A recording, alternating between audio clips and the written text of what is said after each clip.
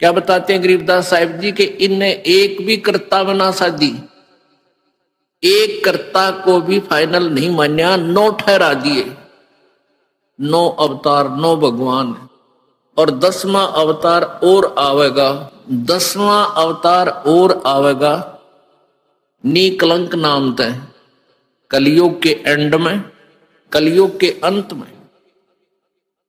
और उस समय ये कृत घनी प्राणी हो जाएंगे, सभी भक्ति से दूर होंगे, व्यभिचारी, मांसाहारी और जालिम जुल्म बेहया, कोई शर्म नहीं रहेगी, कोई लाज नहीं रहेगी, सरेआम दुष्कर्म करा करेंगे, जल खोज करा करेंगे, कच्चा आहार करा करेंगे। एंड ऑफ द कलयुग। जमीन उपजाऊ नहीं रहेगी, 4.5 फुट तक जमीन का उपजाऊ अंश खत्म हो जाएगा, यानी 3 हाथ, लगभग 4.5 फुट तक उपजाऊ अंश जमीन का समाप्त हो जाएगा।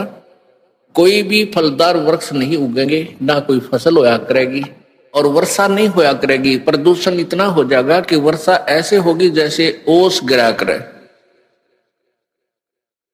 और सभी प्राणी कच्चा ही गोश्त मांस खाया करेंगे।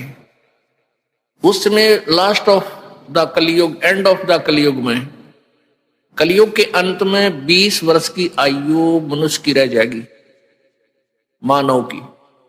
और उसमें से 5 खंड बताए हैं सूक्ष्म वेद में, यानी 15 वर्ष की आयु में जन्म भी हो लेगा, जवान भी हो लेगा, और गर्भारी भी हो लेगा, और मृत्यु को भी प्राप्त हो लेगा। 5 वर्ष की लड़की को संतान होनी प्रारंभ हो जाया करेगी, और सभी प्राणी बहुत ठगने से हो जाएंगे, 1.5-2 फुट के आसपास इनका कद रह जाओ। उस समय ये कृत घनी प्राणी इतने हो जाएंगे, बहुत घने। उस समय कुछ एक पुण्यात्मा रहेंगी जो तब भी भगवान से डरने वाली होंगी। वो होंगे ऐसे ही, मांसाहारी भी होंगे, लेकिन जगह भगवान की अवश्य होगी। वो कौन होंगे? जो अब इस कलयुग में, अब ये भगवान का मार्ग हजारों वर्षों तक चलेगा। जो पुण्यात्मा इस मार्ग पर लगेंगी, भक्ति करेंगी और आजीवन मर्यादा में रहे, वो तो सतलोक चले जाएंगे। और जो जिनके पैर फिसल गए, नहीं पार हो पाए, वो फिर ऐसे इस कलयुग में मनुष्य के जन्म प्राप्त करते रहेंगे। इतने दयालु हैं ये परमात्मा। लेकिन मनुष्य जीवन में कौन सा ये प्राणी सुखी होगा? तो उस समय क्या होगा कि निकलंक नाम का एक अवतार आवेगा। वो कौन होगा? राजा हरिश्चंद्र की आत्मा होगी। राजा हरिश्चंद्र जी जो सतयुग में एक महान आत्मा सुप्रसिद्ध हुए, ऐसे दानवीर थे, ऐसे धर्मात्मा थे, ऐसे सत्यवादी थे कि उन्होंने अपने वचन के ऊपर राज त्याग दिया था। अपनी पत्नी को भी बेच दिया, अपने बेटा, अपने आप को भी बेच दिया, अपने सत्य की रक्षा की।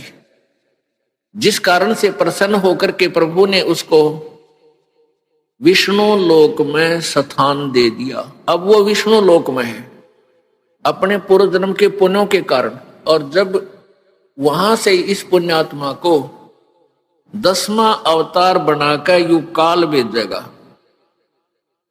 जो गीता जी में कहता है कि मैं अपने अंश अवतार रचता हूं और फिर उनमें प्रवेश करके सारा काम करता हूं। इसलिए गीता जी अध्याय नंबर 4 के श्लोक नंबर 5 और 9 में कहा कि अर्जुन, तेरे और मेरे बहुत जन्म हो चुके हैं, तू नहीं जानता, मैं जानता हूं। फिर कहता है 9वें श्लोक में कि मेरे जन्म और कर्म अलौकिक हैं। अब कर्म कैसे अलौकिक हैं? श्री कृष्ण में प्रवेश करके महाभारत करवा दी, युद्ध करवाया। ओह, परशुराम का जन्म दिया, परशुराम में प्रवेश करके क्षत्रियों को मार डाला और पाप परशुराम का रख दिए सारे। ऐसे ही राजा हरिश्चंद्र जी को नीकलंक नाम से संभल नगरी में विष्णुदत्त शर्मा के घर पे इसका जन्म होगा 10वें अवतार का। 10वां अवतार जो होगा संभल नगरी में,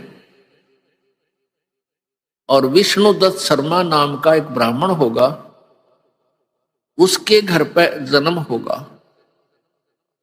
और वो विशेष अलग से ही वैरायटी का बालक होगा, उसका उन अन्य से तगड़ा शरीर होगा, क्योंकि वो स्पेशल भेज रखा होता हो तो। और उसकी लंबी तलवार होगी। इन कृतघ्नी प्राणियों को ऐसे काटेगा न जैसे या करेन गेहूं काटा करे, ऐसे काटेगा न बुरी तरह इनको खत्म करेगा। फिर क्या होगा, उन प्राणियों को बख्शा जाएगा जो उस समय भी भगवान से डरने वाले होंगे। इतना प्रदूषण उस समय क्या होगा, फिर परमात्मा अपनी मेहर से, पुण्यात्मा एक तो परमात्मा ने विधान बनाकर छोड़ दिया, तो विधान जो भगवान ने बनाया है उसके ऊपर ये साइंटिस्ट अपना अनुभव करके थोड़ी रिसर्च कर लेते हैं और फिर वो भगवान को रिजेक्ट करना प्रारंभ कर देते हैं। ये इनकी महाभूल है। अब पीछे कई वर्षों से रट्टा लगा रखा था कि प्रदूषण इतना बढ़ गया, ग्लेशियरिन खत्म होगी, बर्फ नहीं पड़ेगी। अरे कई इतनी बर्फ गिर दी बिना गिनती की, और न्यो का न्यो प्रदूषण है, न्यो का न्यो सारा सौदा है, डूंडा उठा दी। तो भगवान की अपनी विटो पावर न्यारी है। तो क्या होगा, कलयुग के एंड में इन सभी को नाश करेगा, ऐसी दुष्ट आत्माओं को काटा जाएगा,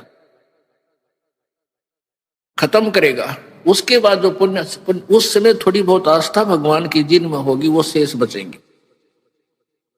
फिर बहुत जबरदस्त वर्षा होगी, और वो पहले वर्षा प्रारंभ होगी बहुत ज्यादा, वो व्यक्ति वहां से खिसक जाएंगे, मैदानी स्थान छोड़कर पहाड़ों पर चले जाएंगे। बहुत सैकड़ों फुट पानी पूरी पृथ्वी पर हो जाएगा, और फिर बहुत समय तक ये पानी धीरे धीरे ये जल सूखना शुरू होगा, और जो जमीन का अनउपजाऊ अंश था वो जल के कारण ऊपर आ जाएगा, और फिर धीरे धीरे वो सूखेगा, सारा पानी जल सूख के फिर उसमें जंगल हो जाएगा, पूरी पृथ्वी पर वन हो जाएगा, पेड़ पौधे बहुत ज्यादा उग जाएंगे, और फिर पर्यावरण का परिवर्तन फिर होगा। वन जो है ऑक्सीजन छोड़ते हैं पेड़, और कार्बन डाइऑक्साइड वायु से लेकर के पुनः पूरे वायुमंडल को शुद्ध कर देंगे। फिर उन शेष बचे हुए प्राणियों के घर पर जो बालक होंगे वो उल्टे होंगे। उल्टे कैसे, माता पिता तो 2.5 फुट के, और बेटा बेटी हो जाएंगे 4-4, 5-5 फुट के, फिर धीरे धीरे बढ़ना शुरू होगा। तो सतयुग में सैकड़ों फुट हाइट के इंसान हो जाते हैं, सैकड़ों, और लाखों वर्ष की आयु हो जाती, क्योंकि शुद्ध वायु, शुद्ध वातावरण, बीमारी होती नहीं उस समय सतयुग में, बहुत कम।